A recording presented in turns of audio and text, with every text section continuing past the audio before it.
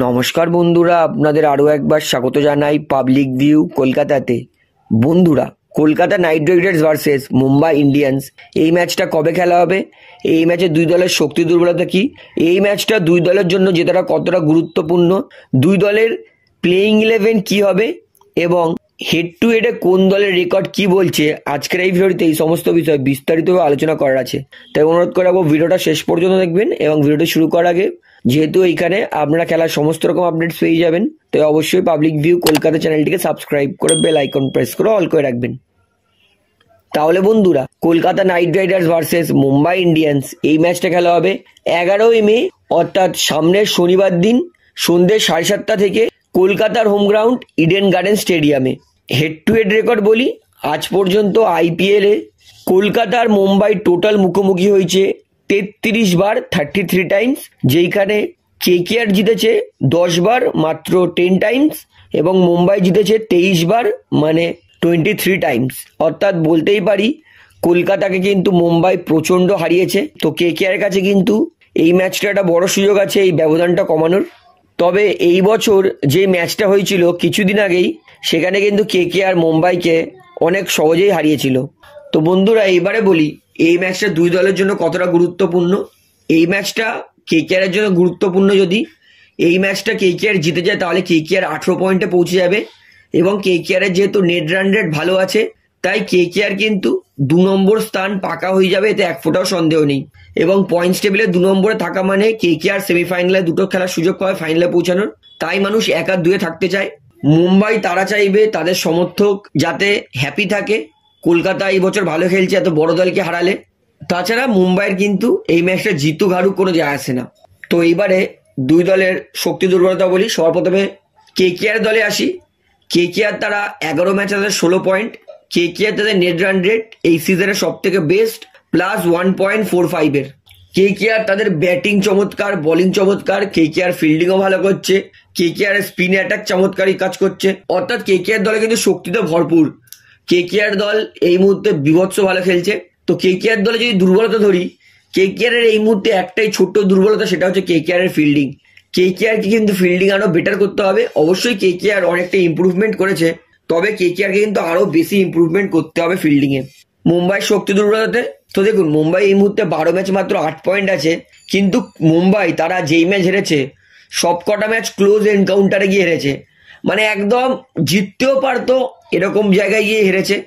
তাই মুম্বাই তাদের net run rate -0.21, মানে বোঝা যাচ্ছে মুম্বাই তারা হারলেও ক্লোজ এনকাউন্টারেই ম্যাচ হেরেছে।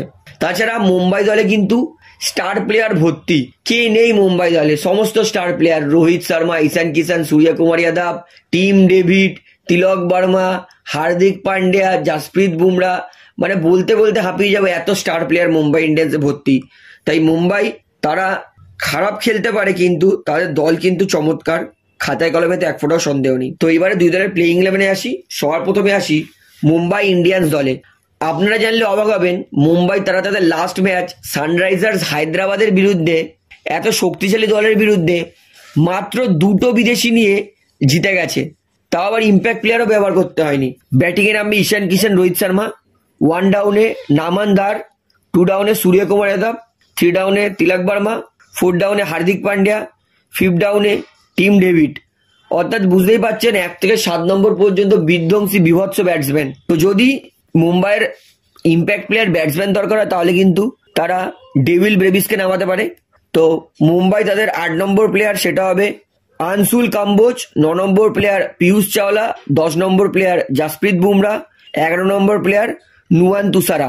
অর্থাৎ জেরাল্ড কোটজিয়া তার কিন্তু ইঞ্জুরি আছে, তাই এই ম্যাচে জেরাল্ড কোটজিয়া খেলবে না। তো যদি মুম্বাই ইম্প্যাক্ট প্লেয়ার বোলার লাগে তাহলে কিন্তু তারা নিহাল ওয়াদেরাকে নিতে পারে। তো এটা হচ্ছে মুম্বাই ইন্ডিয়ান্সের প্লেইং 11। এইবারে বলি কলকাতা নাইট রাইডার্স দলের প্লেইং 11। তো আমি মনে করি কেকেআর তারা কিন্তু নিজেদের প্লেইং 11-এ কোনো পরিবর্তন করবে না, কেন কি কলকাতাও জিতছে এবং উইনিং কম্বিনেশনে কেউ পরিবর্তন করতে চায় না। কেকেআর তাদের ওপেনিং করবে ফিল সল্ট আর সুনীল নারিন।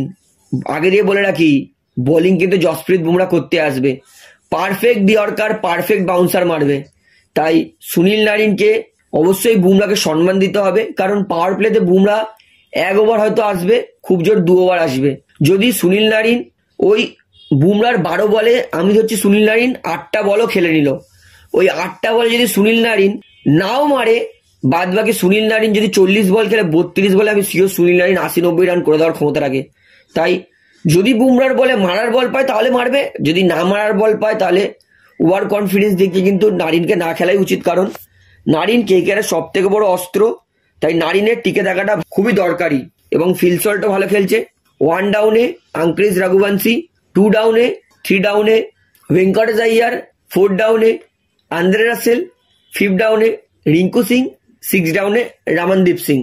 অর্থাৎ কেকেআরের কিন্তু 1 থেকে 8 পর্যন্ত বিধ্বংসী ব্যাটিং এবং কেকেআরের 8টা প্লেয়ারই ভালো ফর্মে আছে। কেকেআরের 9 নম্বর প্লেয়ার মিচেল স্টার্ক, 10 নম্বর প্লেয়ার হর্ষিত রানা, 11 নম্বর প্লেয়ার বরুণ চক্রবর্তী, আর কেকেআর ইম্প্যাক্ট প্লেয়ার নেবে বৈভব আরোরাকে। এবং কেকেআরের বোলাররাও কিন্তু চমৎকার ভালো করছে এবং সব থেকে ভালো কথা মিচেল স্টার্ক ভালো ফর্মে এসে গেছে, এটাই দেখতে চাইছিলাম। তো এটাই হবে কেকেআরের প্লেইং 11। তো দুই দলের প্লেইং 11 দেখে আপনার কি মনে হয় কোন দল জিতবে, কলকাতা না মুম্বাই, সেটা আমাকে কমেন্টে জানাবেন। তাহলে ভিডিওটা এখানে শেষ করছি, আশা করি ভালো লাগলো। ভিডিওটি ভালো লাগলে অবশ্যই লাইক করুন, কমেন্ট করুন, শেয়ার করুন এবং বন্ধুরা চ্যানেলটি তারা নতুন আছেন সবাইকে অনুরোধ করবো তারা অবশ্যই পাবলিক ভিউ কলকাতা এই চ্যানেলটিকে সাবস্ক্রাইব করে বেল আইকন প্রেস করে অল করে রাখবেন। ধন্যবাদ।